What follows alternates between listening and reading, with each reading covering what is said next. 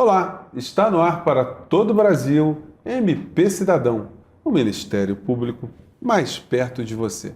E no nosso programa de hoje nós vamos abrir espaço para falar sobre poder familiar e guarda compartilhada.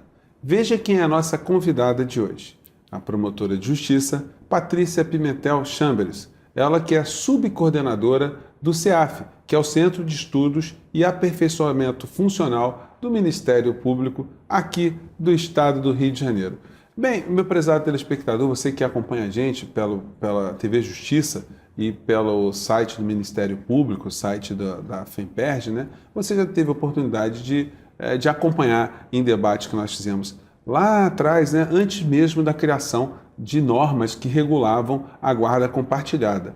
Isso era um instituto desejado por muitos pais que se separavam. Eu queria começar com a doutora Patrícia para ela comentar com a gente como é que foi essa mudança, né? Como é que era a situação antes de termos uma guarda compartilhada e se de fato foi uma evolução a gente ter chegado à guarda compartilhada. Certamente. Vamos falar então, eu queria até resgatar o início do século passado.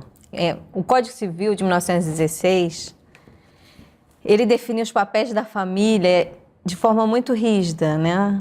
O pai, o marido, é o provedor dessa família, e a mãe, mulher, ela, quando se casava, ela que era plenamente capaz, quando se casava se tornava relativamente incapaz.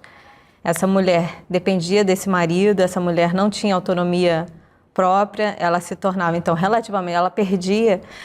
Mas ela cuidava dos filhos, mas ela não era detentora do pátrio poder, que se dizia na época, né? De poder familiar. Com o Estatuto da Mulher Casada, em 62, ela ganhou um status melhor.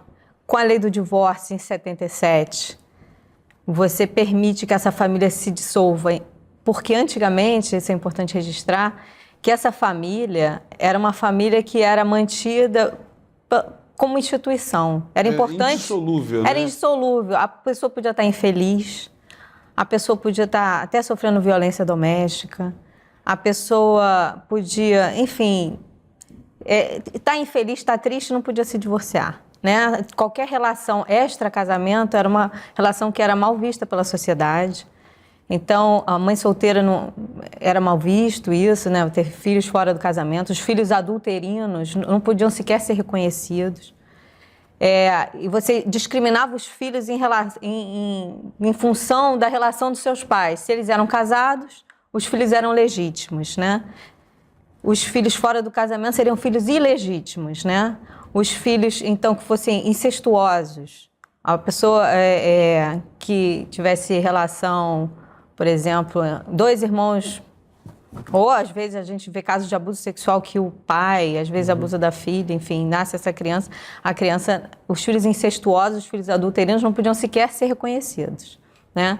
Então, embora essa família ideal do papel, que era pai, mãe, né, e filhos, essa família indissolúvel, teoricamente ideal e feliz, nem sempre era assim, né? A gente vê que existia traições, sim, tanto que existia que a gente tem a previsão que os filhos adulterinos não poderiam ser reconhecidos, então as pessoas pulavam a cerca, né?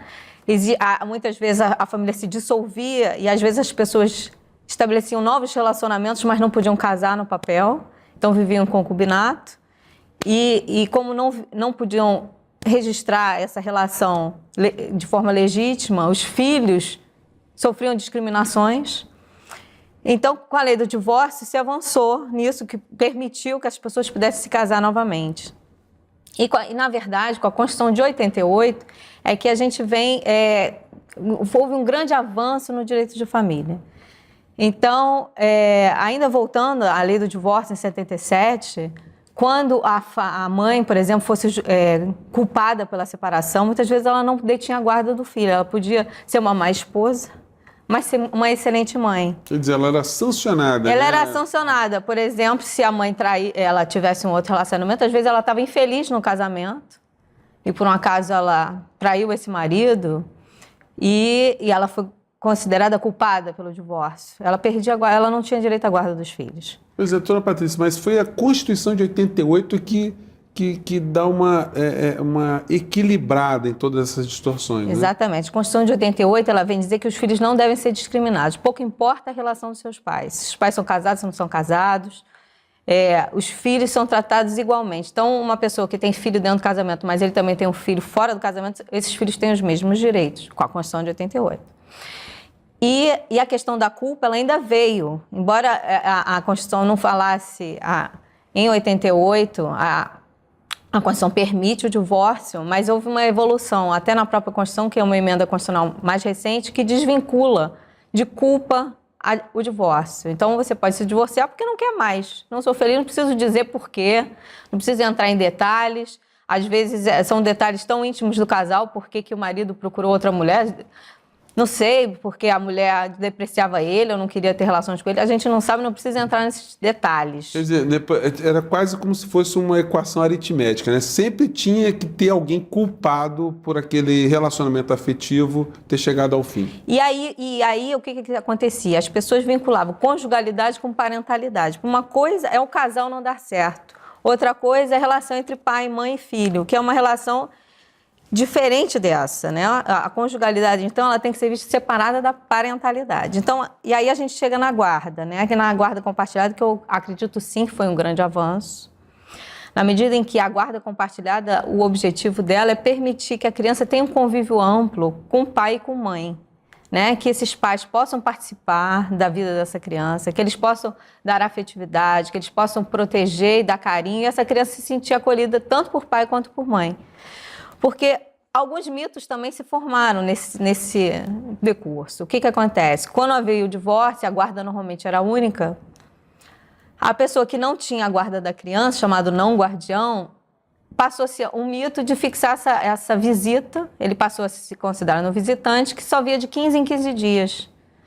E por causa da mágoa e sentimentos desse relacionamento casal, muitas coisas eram transferidas nessa relação de pai e filho, que deve ser tratada distintamente, né? A parentalidade deve ser tratada distintamente da conjugalidade. E, às vezes, esse pai acabava se distanciando, seja porque ele, às vezes, não tinha muito interesse, não era fomentado a estar presente, ou até porque a própria mãe denegria a imagem, a criança não queria estar com ele. 15 dias para uma vida, o tempo da criança é muito diferente do tempo do adulto. Então, você passar um período tão longo sem ver determinada pessoa, acaba afastando essa pessoa, né? Então, existe esse mito de que, se separou, a guarda é da mãe e o pai vê de 15 em 15 dias.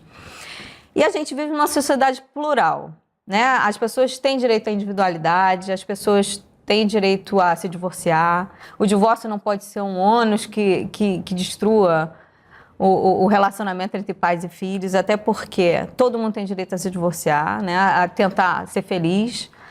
E por isso a gente, hoje em dia, esses novos arranjos familiares permitem relações homoafetivas, mãe-mãe, pai-pai. As pessoas se recasam, né? E a gente tem que permitir que os filhos e os pais e as mães possam estar presentes. Pois é, Patrícia, após essa ruptura. A gente pode dizer que a gente está vivenciando uma era de desculpabilização pelo fim da sociedade conjugal? Ou ainda o judiciário, a legislação entende que alguém é responsabilizado objetivamente pelo fim da sociedade conjugal? Olha, eu acho que o judiciário está bem avançado nessa questão. Eu acho que ainda existe uma cultura, né? Acho que dentro da sociedade que às vezes quer culpabilizar ou um ou outro, né? Mas, de uma certa maneira, a nossa legislação é muito avançada nesse sentido. A própria Constituição Federal, ela desvincula. As pessoas podem se divorciar independente de... Não interessa quem fez o quê, quer se divorciar, é um direito seu, a pessoa pode se divorciar. Agora, eu vejo muitas vezes que a sociedade ainda quer, né? A gente vê essas situações de violência doméstica até, se uma mulher, enfim, a traição, né? Entre aspas, né? O fato da mulher procurar ter outro parceiro, às vezes é pior do que se o homem tivesse, ou quando o homem tem, enfim... E essas discussões, eu acho que são mais... eu acho que a gente tem que parar de se meter na vida sexual das pessoas, né? Tanto se a pessoa também tem opções sexuais, por exemplo, as questões homoafetivas, acho que não cabe à sociedade, cada um tem direito à sua sexualidade, à sua individualidade. E eu acho que o judiciário está bem avançado nessa questão. Eu acho que, de uma maneira geral, o direito de família está bem avançado, o direito de família brasileiro é bem avançado nessa questão. Bom, a gente já está quase terminando esse bloco, doutora Patrícia. O crescimento das guardas compartilhadas tem sido muito grande ou o modelo anterior ainda é utilizado? O modelo de se dar a guarda A ou B? Veja bem, a guarda compartilhada, e aí isso eu falo no livro, né, que eu escrevi sobre guarda compartilhada. Aliás, deixa eu apresentar o livro da doutora Patrícia aqui nesse bloco. Pode falar. No meu mestrado eu escrevi sobre guarda compartilhada, eu concluí em 2002. Em 2005 eu publiquei um livro e essa é a segunda edição desse livro, que eu atualizei. Porque em 2002 a gente não tinha nenhuma lei de guarda compartilhada, mas a gente já tinha a Constituição de 88. Então eu já fiz uma leitura constitucional da questão do direito de família. E nós temos duas leis de guarda compartilhada. A primeira lei e é uma cultura que tem que ainda mudar. A gente vê que existe uma certa resistência e a gente precisa também distinguir guarda física compartilhada e guarda jurídica compartilhada. E no livro eu abordo essa questão que o poder familiar, na verdade, quando os pais se separam, o poder familiar ele não se extingue, né? O poder familiar ele permanece. E a guarda jurídica compartilhada, então esse poder-dever, né? Porque o poder familiar é mais uma responsabilidade dos pais em relação aos filhos, é um poder-dever. Ele não se extingue com a separação. Então, o pai poder participar, saber o que acontece na escola do filho, acompanhar a sua educação.